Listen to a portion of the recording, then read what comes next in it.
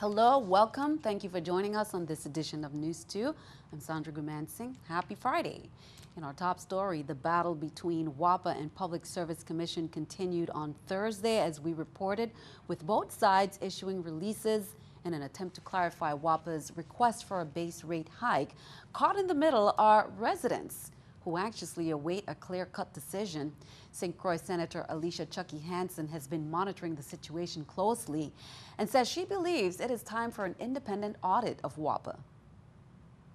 Gotten to a point where we need an independent audit of WAPA.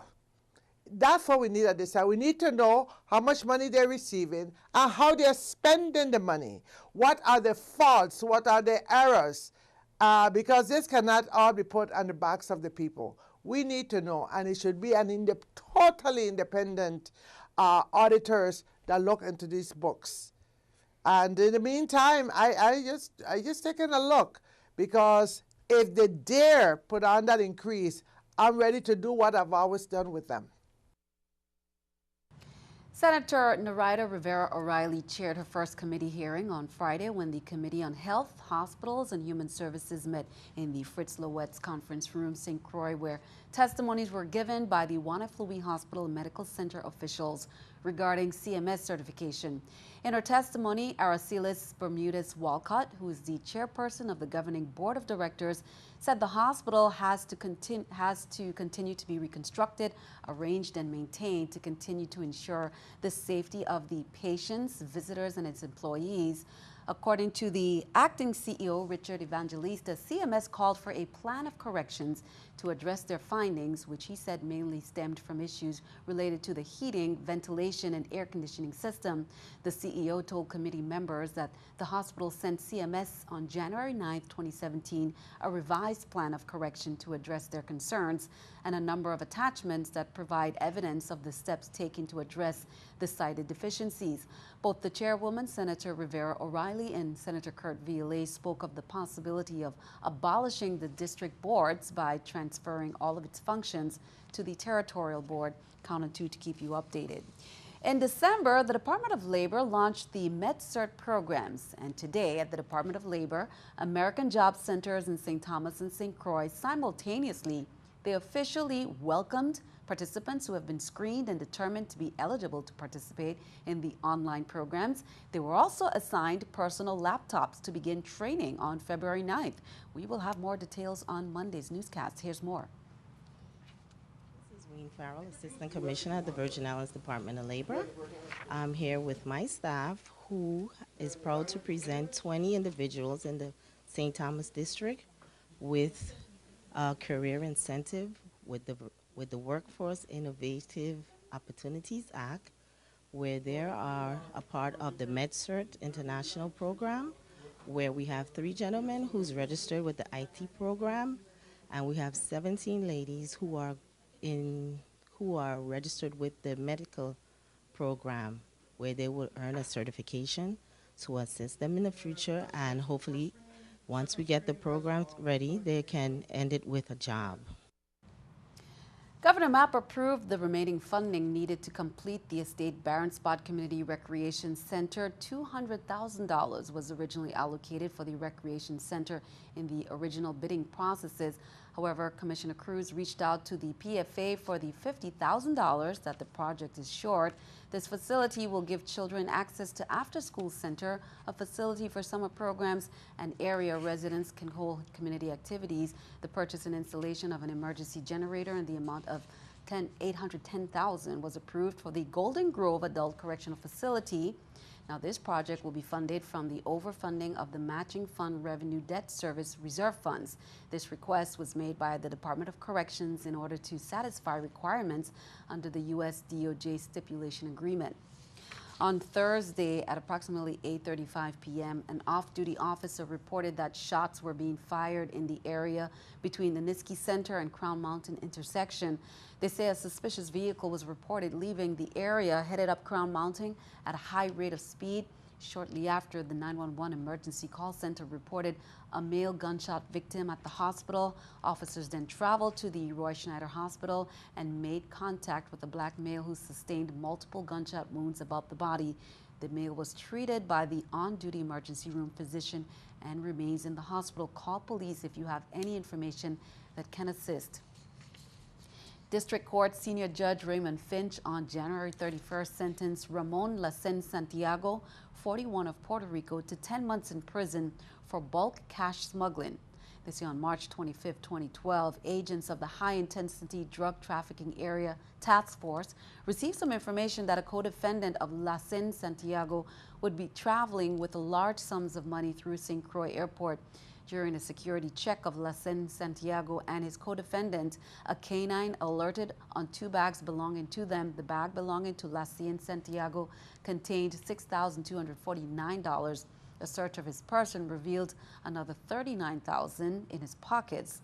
Lacen Santiago told the agents he was traveling to St. Martin with the co-defendant. A search of his co-defendant uncovered $38,270 concealed on his person. In other news, February 1st, Kanya Tirado, 38 of St. Thomas, was found guilty by a federal jury of 1 count of cocaine conspiracy and 2 counts of possession of cocaine. Tirado faces a mandatory minimum sentence of 10 years of incarceration, a maximum fine of $10,000 and a special assessment of $100. According to the evidence presented at trial, Tirado was a member of drug organizations led by Nilda Morton. Morton supplied cocaine to Vanier Moraine, utilizing Delta Airlines employees, Tahita George and Renico Hart, who used their security clearances at the Cyril King Airport to smuggle Morton's cocaine to Tirado, Delana Magner, Kinia Blyden, and Jerisha Rollins. A Virgin Islands grand jury on January 12 returned a 12-count indictment against 2 Virgin Islands women, charging them with conspiracy to defraud the United States, theft of government property, and aggravated identity theft. The 2 women were identified in the indictment as Fiona Henry, 32, and Patricia Henry, 48. According to the indictment, the scheme involved the filing of numerous false income tax returns, the use of the identification of others, and the designation of illegal refunds to the defendants' bank accounts. The scheme resulted in the payment of illegal income tax refunds totaling over $100,000, according to the indictment. On February 1st, President Trump signed a proclamation declaring February 2017 as National African American History Month, suggesting to some that the official name for the celebratory month is no longer Black History Month. Trump hosted a listening session with African American aides and supporters and made some remarks to the media about famous historical figures, including Martin Luther King Jr., abolitionists Frederick Douglass and Harriet Tubman, and civil rights activist Rosa Parks. Trump said that King was unique in American history and that Douglass has done an amazing job that is being recognized more and more. Trump met with Martin Luther King Jr.'s oldest son at Trump Tower in New York in January. Tens of thousands of visas have been revoked from travelers heading to the U.S. under Donald Trump's travel ban, according to a U.S. Department of Justice lawyer. The State Department confirms fewer than 60,000 individual visas were provisionally revoked.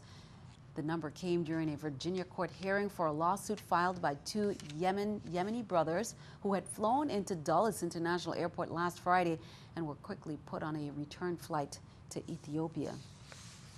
Keeping our eye on the economy, the Labor Department says the U.S. added 227,000 jobs in January. That's up from the 157,000 job gain in December. The unemployment rate ticked up a bit to 4.8%. Friday's report is the first to be released under the Trump administration. However, the jobs survey was conducted while Barack Obama was still in office. President Trump has pledged to create 25 million new jobs in the next 10 years. But Trump has been critical of the way such reports are put together, once declaring the unemployment rate a hoax. Let's take a look at the stock market watch at the New York Stock Exchange. According to the numbers there, the Dow up 186, NASDAQ 30, S&P 500 up 16. Coming up on News 2, we have your Black History Month quiz. That's coming up next.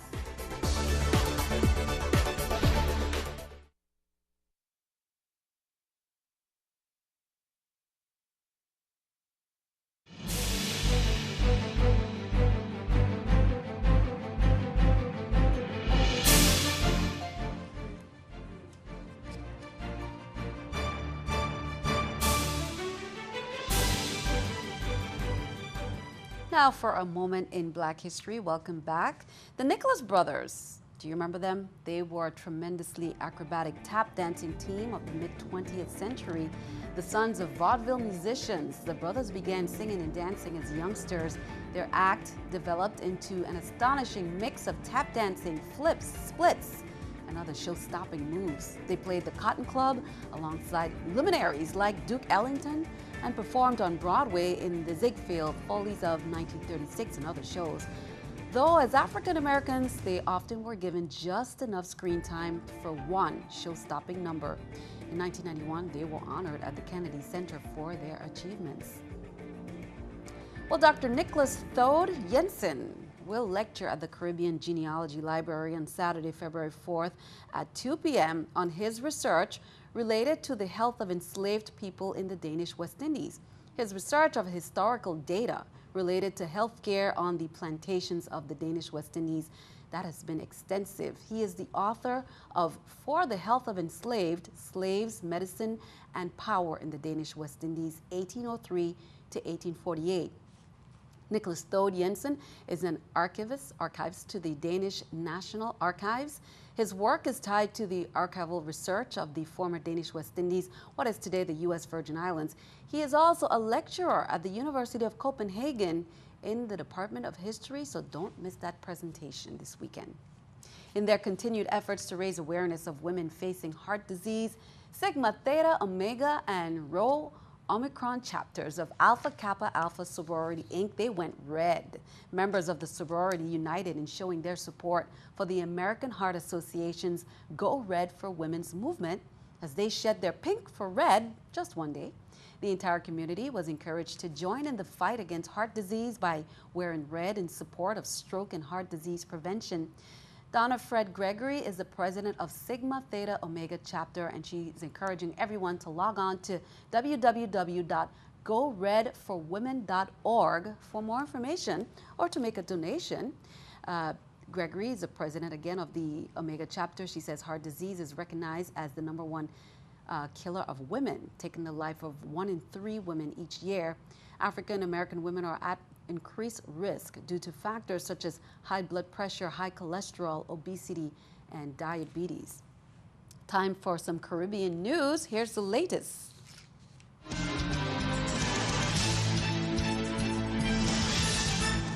Dominica is taking steps to develop strategies for adaptation to strengthen its resilience to the effects of climate change. This as the country hosts a high-level climate change conference under the theme, Rethinking Development Options for Building Resilience for Prosperity in Small States. Minister of Foreign Affairs Francine Barron pointed out that the issue of climate change is among top agenda items of the international community, and small island states must chart a way forward for their survival. The resilience approach seeks to answer the question, what should we do in terms of policy, programs, and practices in order to reduce the exposure of our families, our communities, and ultimately our country to risks and threats already being experienced, as well as those that will only become apparent in the future. This resilience approach demands that our decisions be data-driven and informed by consideration of scenarios that are long-term. Over the previous 2 days, the Ministry of Foreign Affairs has had insightful, candid, and informative discussions with other line ministries.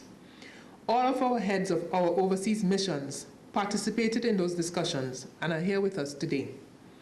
Barron says this conference is timely as small island developing states continue to face challenges of a changing global environment. National Security Minister Rayburn Blackmore, who represented Prime Minister Roosevelt Skerritt, described the impact of climate change as a national threat. For 2017, the Labour Party administration has been able to execute its plan to build Dominica's climate resilience. For indeed, without that capacity, there will be no prosperity for everyone in this beautiful country. The government of Kazakhstan also played a key role in the hosting of this conference through the provision of an institution support grant.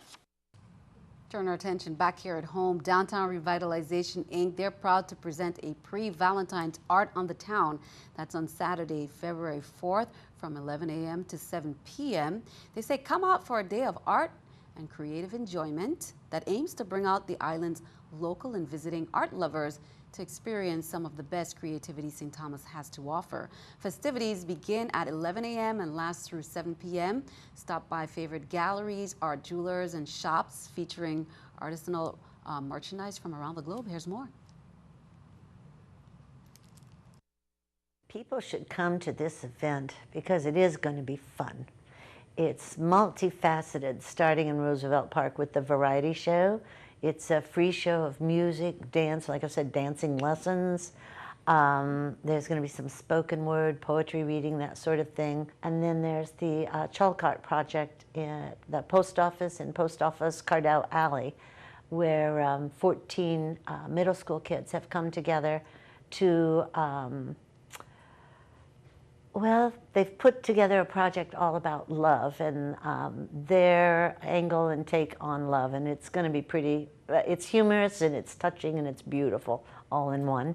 We have a young man, Inzor Cologne, who is a performance artist in every sense of the word. He dances and sings along with music while he paints, and the music inspires his paintings and the colors, and his movement inspires the shapes and styles of the work. So he's a show all by himself. My interest in this event is not so much the making money or the business end of it, it's just about the fun and the interest in art and crafts, and to bring back that old-timey love and love for town and life in town thing. That's my primary goal. I think Charlotte Amalia should be more honored and more respected than it is, and I think this event is something that really is going to pull that together.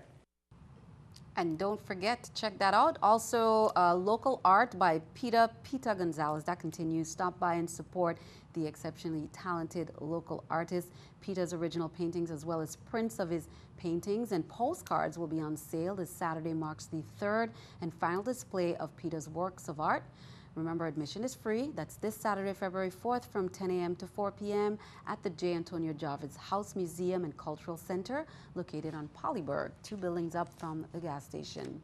The Smith Bay community reminding you about their Ag Fair this February 4th, Saturday at the Smith Bay Ball Field from 1 to 6 p.m. They say there will be lots of food, fun, arts and crafts vendors, and of course, locally grown fruits and vegetables. This will be fun for everyone. Here's more. You guys got to come on out tomorrow at the Smith Bay Agriculture Fair. It's going to be great. We got local fish, we got plants, we got local juices. That's me, booth number 2. I got a local juice that you got to try. It's the Hulk. I call it the Hulk.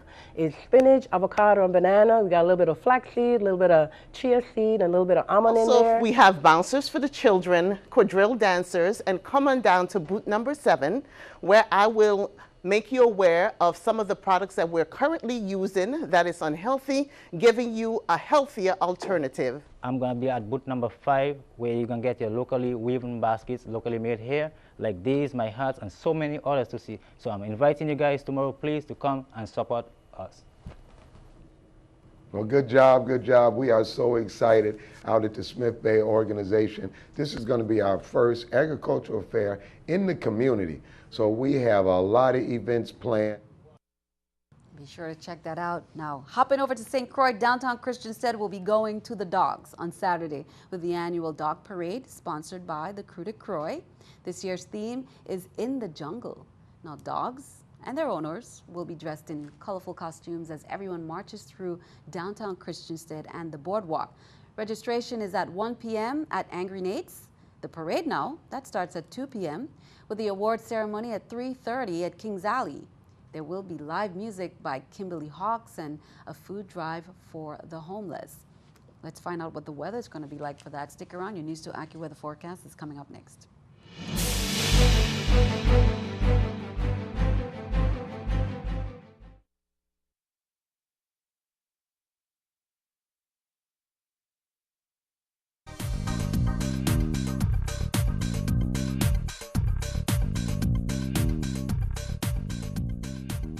had a great Friday. As we look toward the weekend, we are going to see an uptick in the moisture. So it's still going to have a couple of spotty showers, but you know what? Most of the heavier rain, I should say, is farther to our north. You can see it just off the coast of the U.S. That steadier moisture will stay off to our north. We're just going to have more in the way of spotty showers, just like what we had for today. A couple of isolated showers across the region. Quieter, though, compared to where we were yesterday. We'll take a look at your forecast on this Friday night. If you have any plans, you should be good to go as far as the weather is concerned. A few patchy clouds in the sky, overnight low temperatures staying in the low 70s, so nice and comfortable conditions on this Friday night. As we head into your Saturday, if you have any outdoor plans, I mentioned we will see a little bit more moisture moving into the region, and that will be the pattern here over the next couple of days. So just be mindful of that. If you're going to be out all day tomorrow, just know that there could be a quick shower or downpour, especially as we get into the afternoon hours. 84 degrees in St. John, a shower or two. We'll take a look at the rest of the region. St. Thomas, very similar temperatures, and as I mentioned, a couple of showers possible throughout the afternoon hours, but not going to be a washout by any means. Still a great day to get outside and enjoy the start of the weekend. Out towards St. Croix, temperatures will be in the mid-80s, a shower or two possible. And as we take a look at the extended forecast, you'll really notice the moisture increasing here across the Virgin Islands over the next couple of days. Small craft should still use caution out there. Winds are out of the east up to 15 knots, and looking at the Caribbean side, also use caution out there. The waves are between 3 to 6 feet. Here's a look at the extended forecast as we get into your Sunday. Still a couple of showers around. Temperatures, though, staying where they should be for this time of year. Heading back into early next week, Monday and Tuesday, could see a few more showers and drier weather at the end of the week. Back to you, Sandy. So not too bad. Shower or two to cool things off. Thank you for that. Time for our News 2 weather picture there by Janai Aurelian, our featured artist of Ricardo Richards Elementary School, giving us some nice sunny conditions. We love your rainbow sun there. Thank you for that. Send us your News 2 weather picture to the address on the screen, and then tune in to see it right here on News 2. Stick around because we have News 2 Sports coming your way next.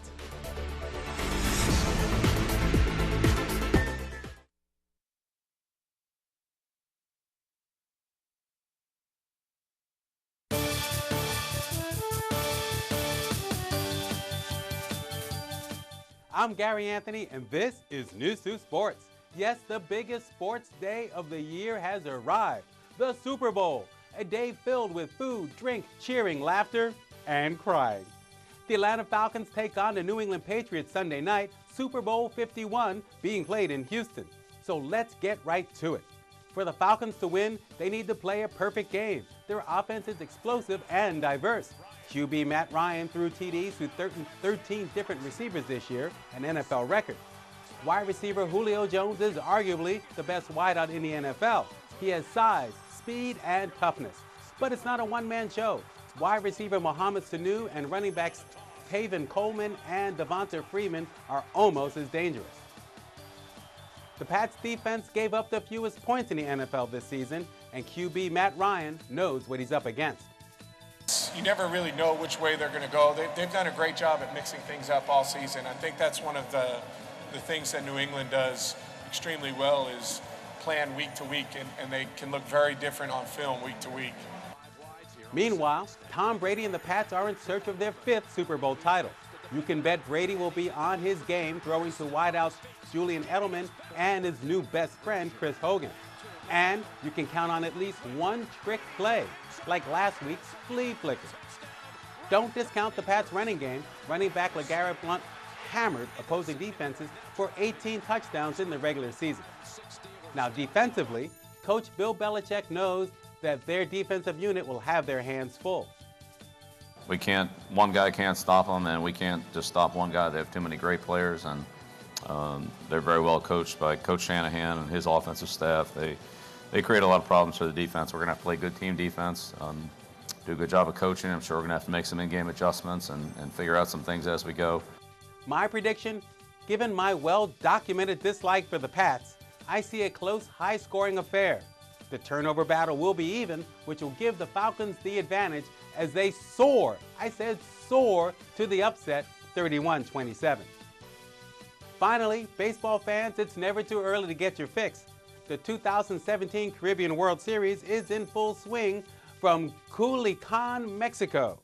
You can check out all the action Friday through Tuesday on ESPN Deportes with innovative Spanish package on channel 355. That's it for sports. Have a fantastic weekend. Sandy, back to you. Go Falcons. Same to you, Gary. That's all for this edition of News 2. We'd like to thank you for joining us for all the latest in news, weather, and sports. I'm Sandra Guman saying on behalf of all of us here, have a wonderful weekend. We'll see you on Monday.